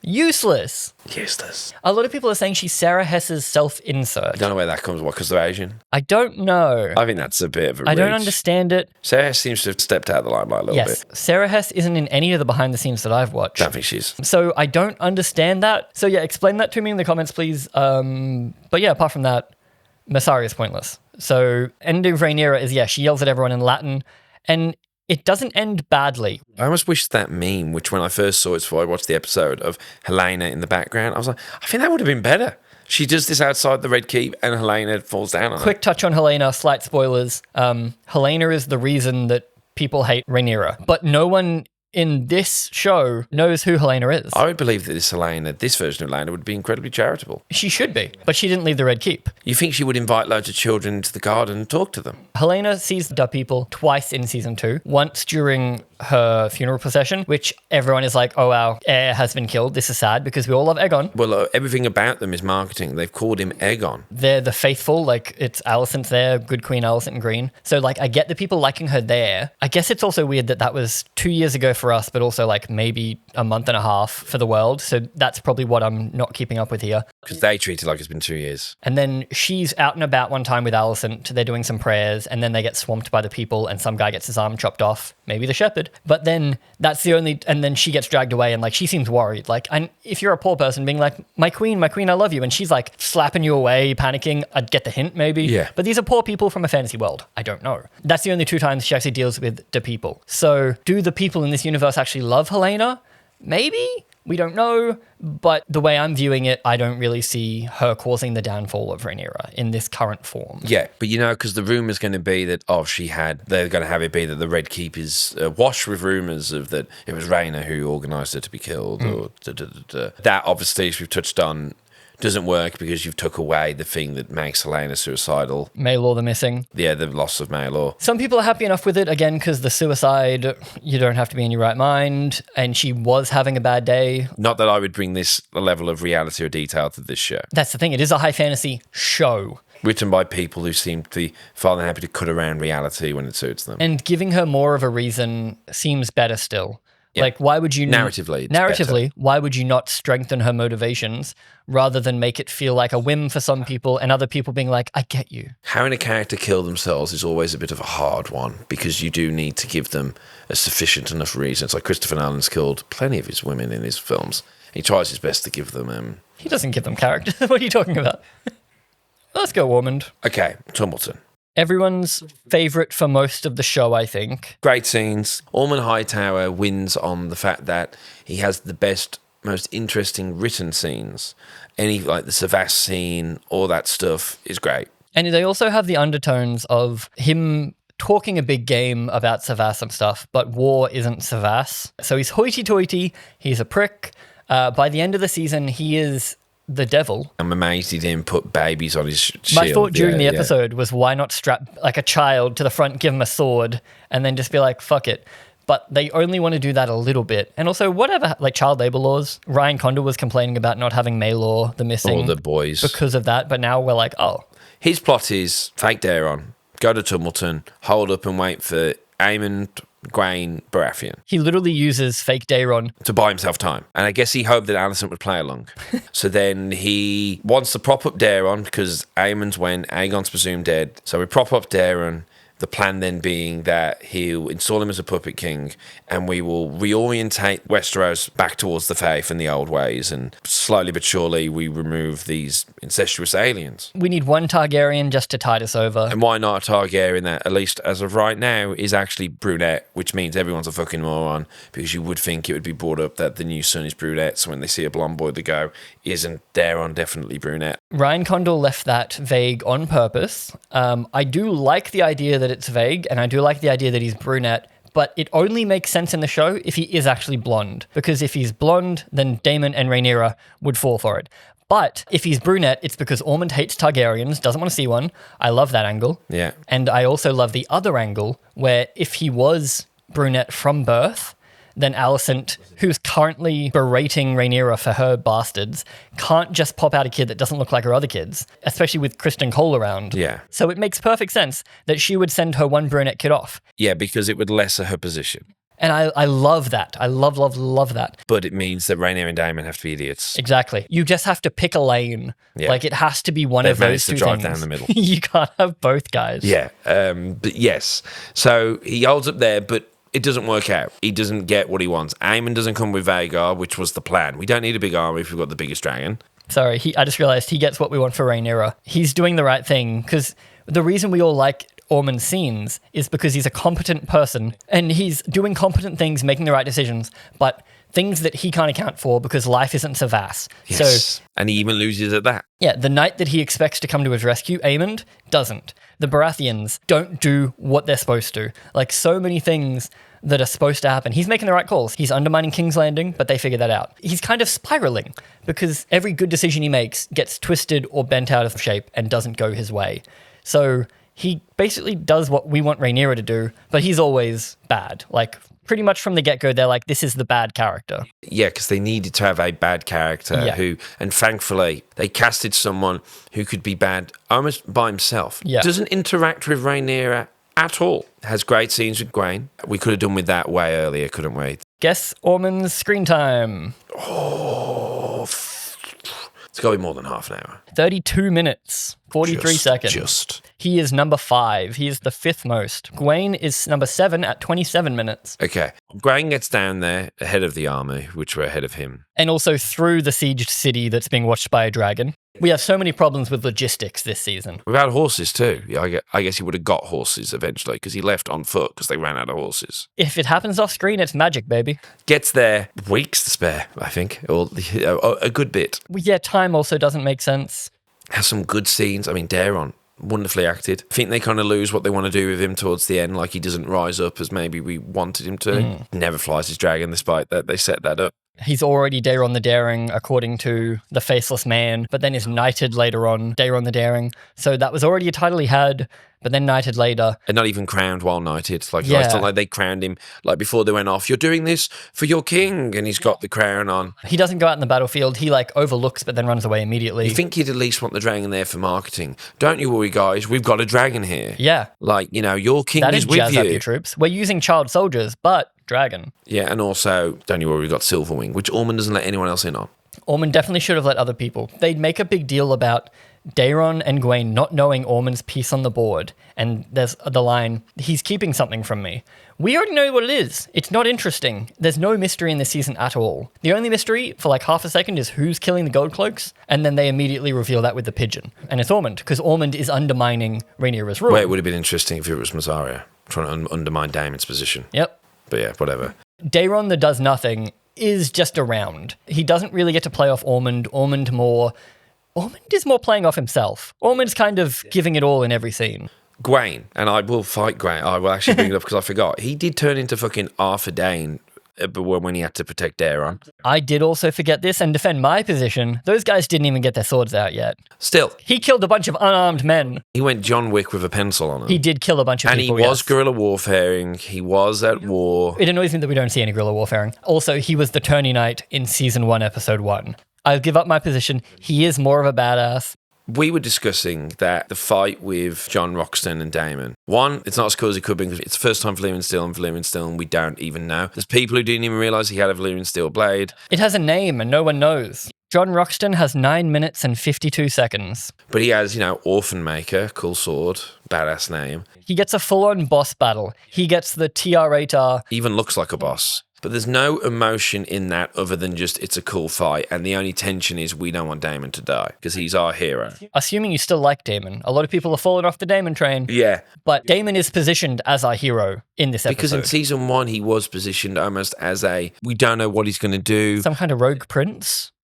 Presented almost as a villain, almost has his own motives. That's completely gone now. Where he's like, oh, I'm the king of the crabs or whatever the fuck, king of the stepstones. Yeah. And then he's like, but brother, I give it to you. And we're like, this man is insane. I remember when he rocks back up at the wedding when he's told you're never going to come back here. He waltzes back in the wedding and his brother goes, just put the fucking chair. It's great. Yeah. Daeron's not involved in that battle, so we were thinking it would have been good. Maybe imagine if it was, we need to get Daeron.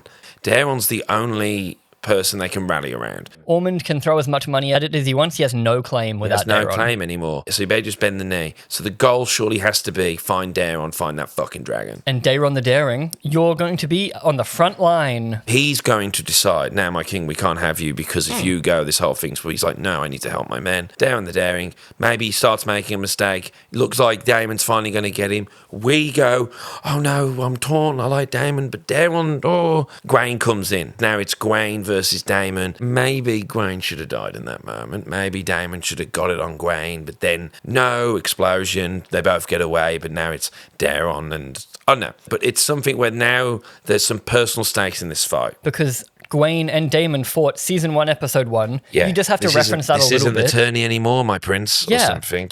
Remember that time 2 seasons ago? Brienne versus the Hound. It's 2 people we care about. Literally, all we're asking for is named character that we know and like versus named character we know and like. Not, hey, that guy that was in the background for 10 episodes. That cool kind of guy. And then he would logically be next to Ormund ages way back, and Ormond's trying to direct stuff. And you could get away with it because Ormond is busy doing his shenanigans for this final episode. Yeah. Because he has to go find Ulf, who was passed out. Massive gamble.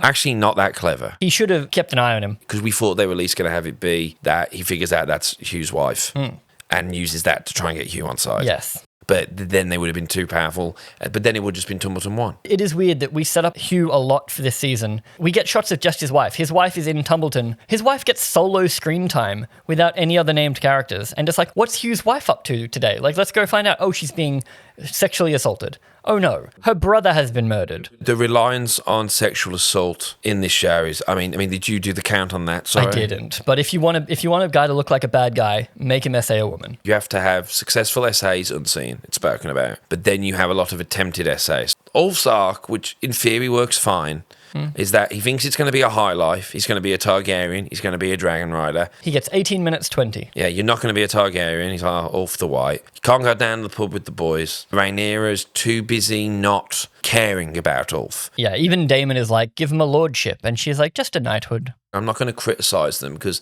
it is right that Rhaenyra thinks everyone's just going to fall in line because she thinks they're loyal to her because she's gave them a dragon and a title, therefore they should be grateful, but she doesn't understand small folk. So I'm fine with that. They don't present it well enough, in my opinion, but I'm fine with it that she doesn't just simply go, which we all would do, like, oh yeah, I'll pardon you, mate. You know what? Bring the boys up. I'll give you the hall. I'll get the good wine in from the cellar for you. Keep him happy. Yeah. Like, sorry I can't give you a lordship or anything, but you get to hang out in the red fucking keep. And you could have had it turn bad somehow, and that could have been like, oh, Rhaenyra trying to do the right thing, backfires. So then she's like, actually, Ulf, I trusted you, you betrayed me. You got drunk You when I pushed your needed luck. you. Yeah. Fuck you, I'm now going to treat you like shit. As in, Yeah. like, we tried it your way, now I'm going to be Rhaenyra the Cruel. But instead, Ulf feels completely disrespected now that he's become a Dragon Lord. In the introductory stuff, was struggling, but also is now missing it. He was happy. Yeah, he had it work. He was, a bit of a Jack the Lad. He had some good stories. He knew how to get by. Like, there wasn't really anything about him. Like, we didn't know if he had a job, but it just felt like that kind of, as I've said, Yeah. a Dale Boy character. It's another really good monkey's paw, grass is greener on the other side Yeah, type exactly. deal. Like, Daemon's now kicking him to the curb.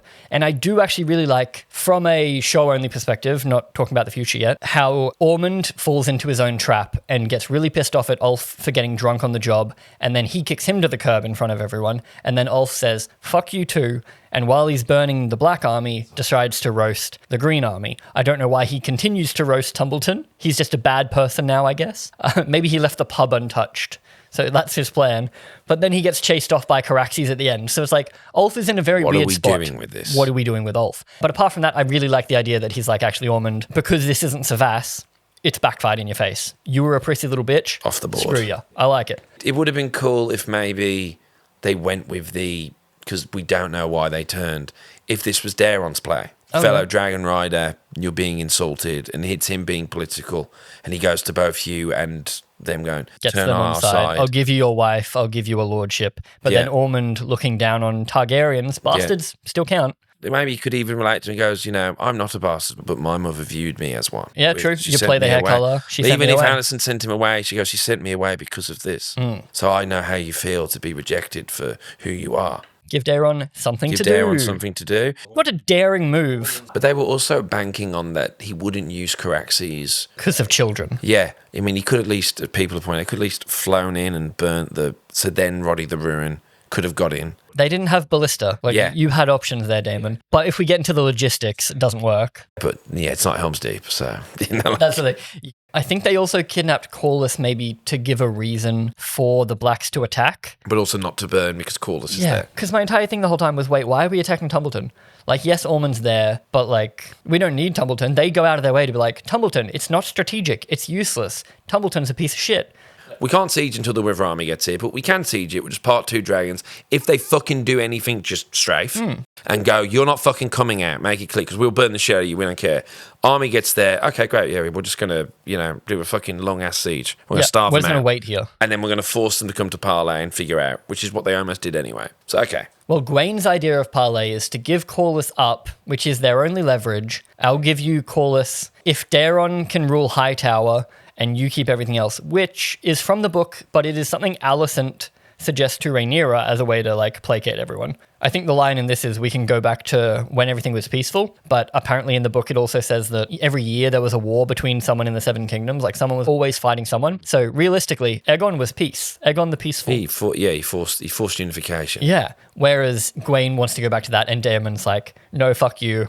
Hate that idea. Corlys comes up with a genius idea to wed Daeron to Baela, and then it's like, oh. Rhaena, or Baela or Rhaena. One of them. He's got two spares. They're twins. We covered most of this in our episode 8 review, so I don't want to go too deep into it. But basically that all falls apart. We storm the town and shenanigans ensue, and Ormund gets a knife up the butt because he made some gay jokes earlier to Gwaine. Because he said, backs against the walls, boys. And then we get a proper fucking from the north. It's fun. I like it. It's good. It does feel a little bit like the Black Alley killing the incel, Criston Cole, being like, see, he hates gay people, so we stabbed him in the bum. Yeah. It now leaves it all in a bit of a weird place because as a season, yes, it's an entertaining bit of television. It's not anywhere near the heights of Game of Thrones. It's not worthy of the book and the world that George has created. Night of Seven Kingdoms was easily the better show. I mean, I know, different, whatever. It's the more entertaining show. If you could give me season 2 and 3 of Night of Seven Kingdoms now over season 4 of this, I would take it.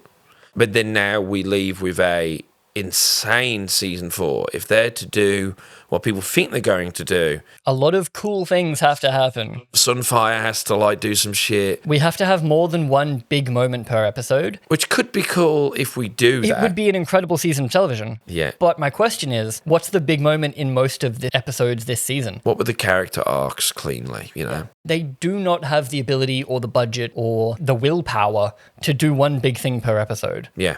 And they're not just like big things as in like... They're scale-wise big. Yeah, it's not just Rhaenyra runs the castle for a day. No, these are things. Imagine a red wedding every episode. It's going to be episode 3 or 4 they do God's Eye. They're going to probably have that be a mid, oh my God.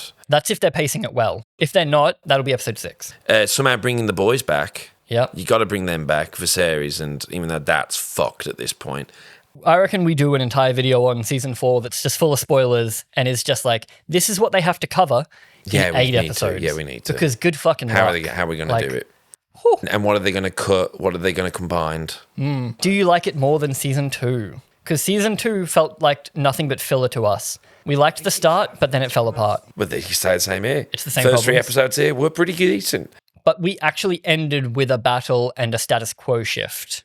Watch Beef Season 2. The fight scene that happens at the end of Beef Season 2, Yep. I was more invested in than I was in Tumbleton because I understood all of those characters.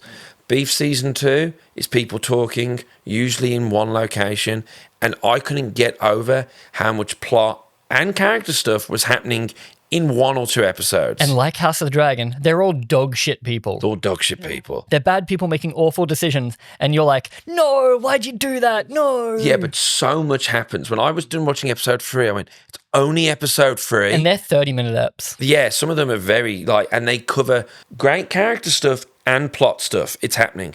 But let us know what you thought. Are we totally off? Are we being harsh? Because that's what gets me, is that I don't hate the show because I'm not getting my big fights. I don't like the show because I'm not getting my character stuff. Because I don't care about anybody. I don't care about anyone. But it is still interesting enough to watch. So you can't tell us not to just to not watch it. Yeah, because it's interesting enough to watch. Also, just don't watch the review. You're going to play that game. Oh, yeah. See you for the season 4 video. Which will be wild. That's going to be so fun. We should get a board in. Oh, Seriously. yeah. Try to link up all the things. Yeah.